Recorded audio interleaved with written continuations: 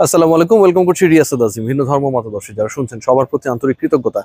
বাংলাদেশ জাতীয় ক্রিকেট দল ঘোষণা হয়েছে এশিয়া কাপের জন্য এবং একই সাথে নেদারল্যান্ডসের বিপক্ষে বাংলাদেশ যে হোম সিরিজ খেলবে সেটার জন্য।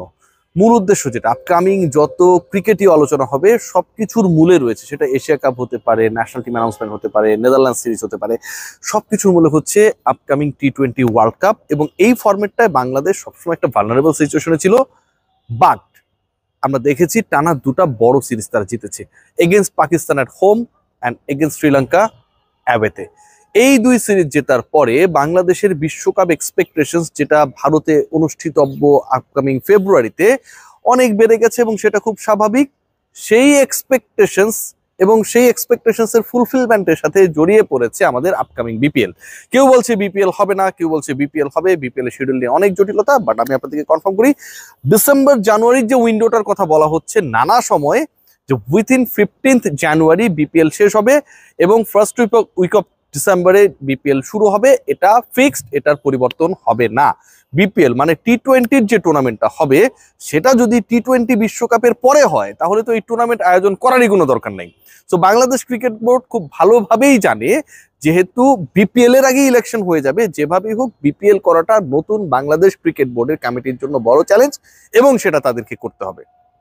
এখন কথা যেটা, বিপিএল কে কেন্দ্র করে যত আলোচনা হয়েছে সেই আলোচনায় টিমস নিয়ে আলোচনা হয়েছে এবং একই সাথে অর্গানাইজেশনস কারা হবে সেই আলোচনাটা হয়েছে, খুব স্বাভাবিক। বাংলাদেশ ক্রিকেট বোর্ড এই টিমসের আলোচনা করতে গিয়ে ক্রিকেট বোর্ডের ভেতর থেকে কিছু নিউজ লিক হয়েছে, আপনারা সবাই জানেন। যে নিউজগুলোর অন্যতম হচ্ছে কিছু কিছু ফ্র্যাঞ্চাইজি সরাসরি স্পট ফিক্সিং এর সাথে জড়িত ছিলেন এমন সন্দেহভাজনের তালিকায় তাদেরকে রাখা হয়েছে। Not finally proven, but they are suspected. সেই দলগুলোর ক্ষেত্রে বলা হয়েছে যে দলগুলোর নাম, তার একটা হচ্ছে ঢাকা, মানে আমরা রাজধানীতে থাকি, ঢাকা ক্যাপিটালস। একটা হচ্ছে দুর্বার রাজশাহী, খুবই আলোচিত। বিপিএল এ কোন টিম চ্যাম্পিয়ন হয়েছে, রানার্স আপ হয়েছে, এগুলো নিয়ে আপনি কনফিউজড হতে পারেন, বাট পুরো বিপিএল আলোচনায় ছিল সবচেয়ে বেশি কোন দল, সেটা নিয়ে কনফিউশনের কোনো সুযোগ থাকবে না। রাজশাহী সেই কাজটা করেছে। সিলেট স্ট্রাইকার্স। এই যে তিনটা টিমের নাম আমি বললাম, এই তিন টিম থেকে অন্তত একটা দল আপকামিং বিপিএল এ বাদই পড়ে যাবে, এরকম ডিসিশন হয়ে গেছে বা হচ্ছে। সিরিয়াসলি 5 দলের বিপিএল হতে পারে, ম্যাক্সিমাম 6টা হবে। সিলেটের বাদ পড়ার চান্সেস ভেরি হাই। সিলেট যখন বাদ পড়ছে বা সিলেট স্ট্রাইকার্স এর নামটার সাথে জড়িত যে ফ্র্যাঞ্চাইজি কর্তৃপক্ষ তারা যখন বাদ পড়ছে, ঠিক একই টাইমে দুর্বার রাজশাহী এবং ঢাকা ক্যাপিটালসও বদলে যাচ্ছে। রাজধানীর দল আরো একবার বদলে যাচ্ছে। ঢাকা ক্যাপিটালসের মালিকানায় যারা ছিলেন, বাংলাদেশ ক্রিকেট বোর্ডের অভ্যন্তরীণ মনোভাবটা অনেকটা এরকম, সেই তাদেরকে ঢাকা ক্যাপিটালসের সাথে সম্পৃক্ত রাখার ব্যাপারে তারা আর ইন্টারেস্টেড না। ঢাকার নামে দল হবে, এটাতে কোনো ডাউট নেই। আপনি রাজধানীকে বাদ দিয়ে এখানটায় খেলা হবে, আপনি নিশ্চয়ই টিম বানাবেন না। কিন্তু যারা এটার ম্যানেজমেন্টের সাথে ছিল, সবচেয়ে বড় নেম যেটা, সেটা হচ্ছে সাকিব খান। সেই সাকিব খানের দল বা সাকিব খানের যে ওনারশিপের দল, সেই দলটাকে আর আমরা দেখছি না আপকামিং বিপিএল এ।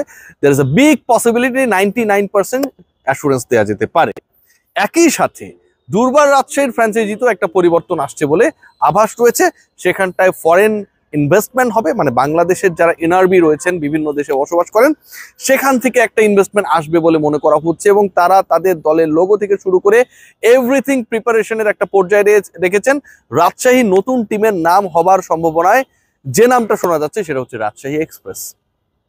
আরেকটা দলকে নিয়ে আলোচনা রয়েছে, যেই দলটাকে Bangladesh Cricket board officially termination letter পাঠিয়ে সেটা মিডিয়ার কাছেও পাঠিয়েছে, যে চিটাগং কিংসের সাথে বাংলাদেশ ক্রিকেট বোর্ডের আর কোনো অফিসিয়াল সম্পর্ক থাকবে না। সেটা যদি সত্যি হয়, আইনি অনেক লড়াই বাকি রয়েছে আমি যতটুকু খবর পেয়েছি, এবং এই আইনি লড়াইটা সামনে চলবে, দুপক্ষের দিক থেকে চলবে। কিন্তু বাংলাদেশ ক্রিকেট বোর্ড মিডিয়া রিলিজের মাধ্যমে যা জানিয়েছিল, সেটা যদি সত্যি হয়, সেটাকে যদি তারা অ্যাপ্লাই করে, তাহলে চিটাগং কিংস আপকামিং বিপিএল এ থাকছে না। মানে পরের বিপিএল এ অন্তত 4টা ফ্র্যাঞ্চাইজি যেই নামে আমরা লাস্ট বিপিএল এ দেখেছি থাকছে না।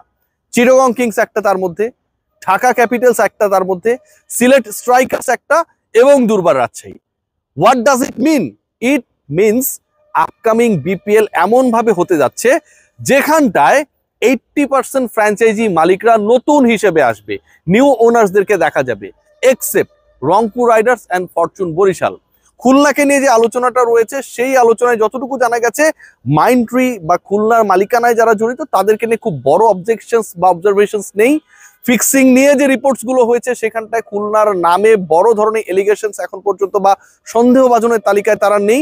সো খুলনা যেহেতু এই পার্টিকুলার ওনারশিপে মোটামুটি গেল 5টা মৌসুমের মতো কম বেশি বিপিএল, প্রেসিডেন্টস কাপ, এটা ওটা নামে চলে এসেছে, সো তাদেরকে আসলে এলিমিনেট করার বা ওই মালিকানা থেকে তাদের সরিয়ে দেওয়ার সম্ভাবনাটা কম। ঘটনা কি দাঁড়াচ্ছে? ঘটনা যেটা দাঁড়াচ্ছে, 3টা দলের ব্যাপারে যে আলোচনাটা হয়েছিল, ইফতেখার রহমান মিঠু এসে বলেছিলেন কোনো দলই কনফার্ম না। খুবই মানে অদ্ভুত ধরনের একটা ব্যাখ্যা দিয়েছিলেন, মানে যখন চুক্তি শেষ হয়ে যাবে আইপিএল এর কোনো দলই কনফার্ম না, চেন্নাই সুপার কিংসও কনফার্ম না, কি বলে ওটাকে, কলকাতা নাইট রাইডার্সও কনফার্ম না, রয়্যাল চ্যালেঞ্জার্স বেঙ্গালুরুও কনফার্ম না। মানে এইভাবে কি এটা কি বলা সম্ভব? আমার কাছে মনে হয় যে এটা খুব একটা স্মার্ট অ্যান্সার ছিল না। যারা কমপ্লেক্স মেইনটেইন করেছে definitely they will be the part of the BPL in the next season. Bangladesh Cricket Board তাদেরকে এই ইন্সপিরেশনটা যদি না দিয়ে এখানটা এসে বলে যে কেউই কনফার্ম না, তার মানে রাজশাহীর কাতারে আপনি সবাইকে নামিয়ে আনলেন, এটা ভাই এক্সপেক্টেড না। সেই কাজটা হয়েছে। যা হোক, ওই আলোচনা করে লাভ নাই, মিঠু ভাই যা তার মতো করে বলেছে। 3টা দলের ব্যাপারে আমি বললাম এদের কনফার্মেশন কনফার্ম। এর বাইরে ঢাকা এবং চিটাগং থাকবে। ঢাকা এবং চিটাগং থাকবে এ কারণেই, কারণ চিটাগংয়ে খেলা রয়েছে, ঢাকায় খেলা রয়েছে। সিরিয়াসলি ঢাকা চিটাগংকে না রেখে বিপিএল হবে না। তাহলে সিলেট কি দোষ করলো? আলোচনাটা সেখানটায়। সিলেটেও তো বিপিএল এর ম্যাচেস হবে এবং সবচেয়ে বেশি ক্রাউড এনথুসিয়াস্টিক পিপল আমরা দেখি কোথায়? সিলেটের স্টেডিয়ামে। সিলেটের যে ফ্যাসিলিটিস, সিলেটের যে আউটার স্টেডিয়াম, সিলেটের যে মেইন ভেন্যু, সিলেটের যে বিউটি, এটাকে আপনি কোনোভাবে আপনার চিন্তা থেকে এলিমিনেট করতে পারবেন না। যদি সেটা হয় দেন সিলেটের ক্ষেত্রে কি হচ্ছে? বাংলাদেশ ক্রিকেট বোর্ড তারা সিলেটের ব্যাপারে একটা মহা ঝামেলার মধ্যে পড়েছে এবং সেই ঝামেলার জায়গাটা হচ্ছে যে সিলেট থেকে যে ইনভেস্টমেন্টটা আসে বিভিন্ন সময় সিলেট দল কেন্দ্রিক, সেটা আসলে কনভিন্সিং না। As that investment is not properly convincing, তাই সিলেটকে রাখার ব্যাপারে একটা বাংলাদেশ ক্রিকেট বোর্ডের অবস্থানটা অনেকটা অস্পষ্ট, কারণ তারা কনফিউজ, তারা কনভিন্স না, তারা কনফিডেন্ট না। সো ঢাকা, চট্টগ্রাম মালিকানা যদি পরিবর্তন হয়, হবেই, এই 2 দলের অন্তত একটা তো হবেই, 2টার হওয়ার সম্ভাবনা according to the BCB press release হওয়ার সম্ভাবনা খুবই বেশি। সেটা যদি হয় তাহলে নতুন ফ্র্যাঞ্চাইজি ওনার আমরা দেখতে পাবো, নতুন নাম আমরা দেখতে পাবো এবং একই সাথে তাদের সাথে জয়েন করবে রংপুর, বরিশাল এবং খুলনা।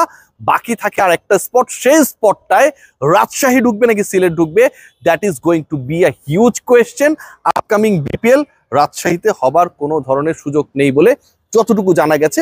রাজশাহীর উইকেট সুন্দর, রাজশাহীর হোটেল ফ্যাসিলিটি সুন্দর, বাট ক্রিকেট ইভেন্ট আয়োজনের জন্য এর বাইরেও কিছু ফ্যাসিলিটিস লাগে। জাস্ট থিঙ্ক অ্যাবাউট, আমার যারা সহকর্মীরা রাজশাহীতে গিয়ে এর আগে লোকাল টুর্নামেন্টগুলো কভার করেছে ওই স্টেডিয়ামে, they are very much annoyed, they are very much frustrated regarding the facilities and the coordination of the local organizers. এটা বলতেই হচ্ছে কারণ আমার এই আলোচনাটা আপনারা দেখেন, তারা এখানটা এসে আমার সাথে শেয়ার করেছে, আমার ছোট ভাইরা যারা এখান থেকে গেছে বিভিন্ন সময় রাজশাহী বিভিন্ন পর্যায়ের লিগগুলো বা টুর্নামেন্টসগুলো কভার করতে, তারা একদমই হতাশ। পানি চেয়েও পাওয়া যায় না, মানে একটা ছোট্ট এক্সাম্পল দিলাম যে সাধারণ খাবার পানিটা চেয়েও পাওয়া যায় না। সো ওই জায়গাটাকে আসলে প্রমোট করার কোনো কারণে, অর্গানাইজার আপনারা ভালো হন ভাই, সবাই ওখানটায় খেলা দেওয়ার ব্যাপারে উচ্চ কণ্ঠ হবে। বিপিএল জমে উঠছে, অনেকগুলো দল বদলে যাচ্ছে, ঢাকার মালিকানায় ঢাকা থাকছে না, চট্টগ্রামের মালিকানায় সম্ভবত চট্টগ্রাম থাকছে না, এবং সবচেয়ে বড় ব্যাপার যেটা, রাজশাহীর মালিকানা অবভিয়াসলি পরিবর্তন হচ্ছে, সিলেটেও যারা ছিলেন তারা থাকছে না 100% মোটামুটি শিওর। সবাই ভালো থাকবেন, টেক গ্রেট কেয়ার।